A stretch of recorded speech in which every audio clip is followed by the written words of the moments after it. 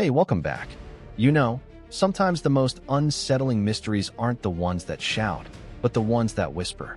The ones you feel in the silence of an empty hallway, or see from the corner of your eye just as you turn out the light. I'm Ibnul J. Farabi, and this is the Unexplained Archive. Today, we're walking the endless, twisting corridors of a place that defies logic. The Winchester Mystery House in San Jose, California. You've probably heard of it. The sprawling mansion built by Sarah Winchester, the rifle heiress, who was supposedly told by a medium to continuously build to appease the spirits of those killed by the Winchester rifle. It's a labyrinth of doors that open to walls, stairways that lead to ceilings, and windows built into floors. It's a monument to grief and guilt, and it's a ghost hunter's paradise. But we're not here for the well-trodden tales of Sarah's séances or the phantom footsteps. We're here for something else. A subtler, stranger phenomenon. One that doesn't involve ghosts, but art, or something like it. This is episode 11, The Sculptor of Shadows. I first learned about this not from a paranormal blog, but from an architectural digest.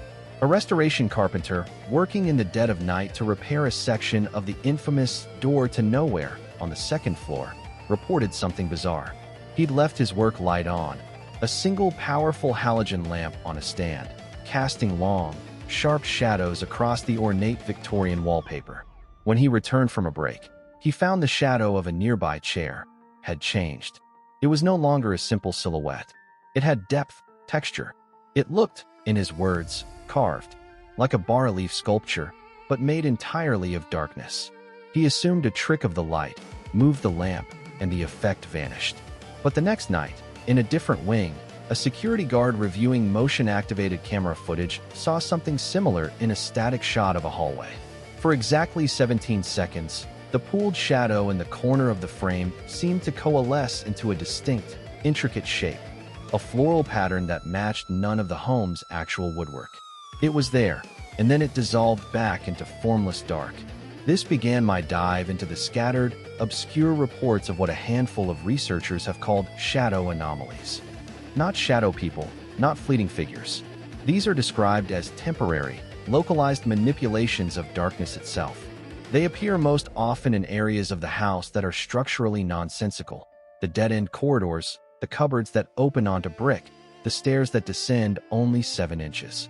It's as if the irrationality of the space bleeds into the very physics of light and dark. Take the account from a tour guide in the late 1990s. She was the last to leave after closing, doing a final sweep. In the grand ballroom, with the last of the sunset streaming through the stained glass, she watched the long shadow of a pillar stretch across the parquet floor. As she watched, that shadow thickened. It became a perfect, jet-black rectangle, like a door painted onto the floorboards. For a moment, she swore she could see grain in the darkness, the suggestion of panels. Then a group of tourists outside laughed, a car door slammed, and the shadow was just a shadow again. She never reported it officially. Who would believe her? But the most compelling and chilling testimony comes from a former archivist who worked for the estate. He spent years cataloging Sarah Winchester's cryptic design notes and blueprints. He told me in a long, hushed conversation that he began to notice a pattern. The shadow phenomena weren't random. They seemed to be corrections. In a house filled with architectural mistakes, stairs leading into plaster, chimneys that stopped short of the roof, these shadow forms would occasionally manifest as the logical, completed version of the structure. A shadow would extend a truncated staircase to the floor. A dark patch on a wall would outline the shape of a door that should be there, connecting 2 orphaned rooms. It was as if the house itself, this monument to confusion, had an unconscious desire for order. And that desire was being expressed in the only medium it had left: absence. In shadow, this is where the name, the Sculptor of Shadows, comes from. It's not a ghost, not a spirit. The theory, and it's just a theory, is that the sheer, sustained psychic energy of Sarah Winchester's obsession, her fear, her guilt, her desperate, building compulsion, didn't just attract ghosts. It imprinted on the house itself. It gave the very atmosphere a kind of latent creative will.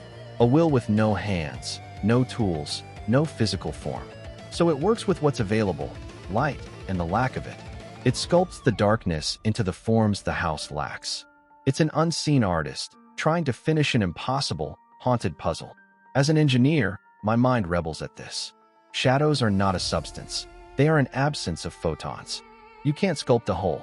But as a storyteller, as someone who grew up with tales of jinn and spirits that live in reflections, I understand that some mysteries live in the gap between what we can measure and what we can feel. The Winchester House is a physical manifestation of a fractured mind.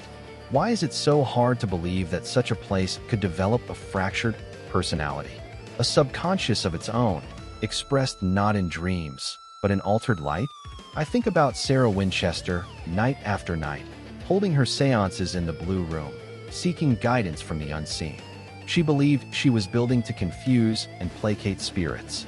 But what if, in doing so, she was accidentally building something else? A canvas.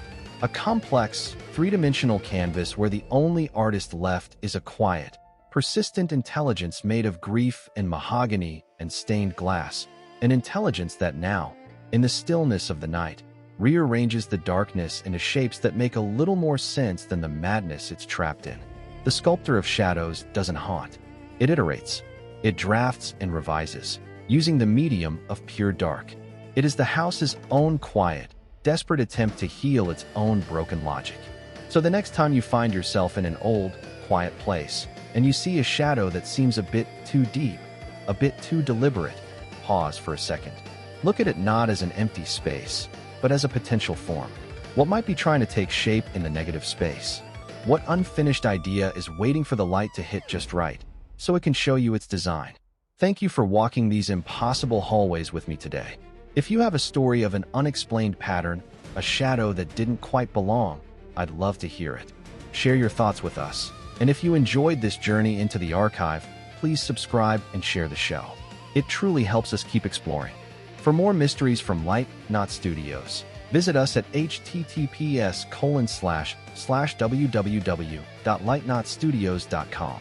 I'm Ibnul J. Farabi. Until next time, look a little closer at the dark.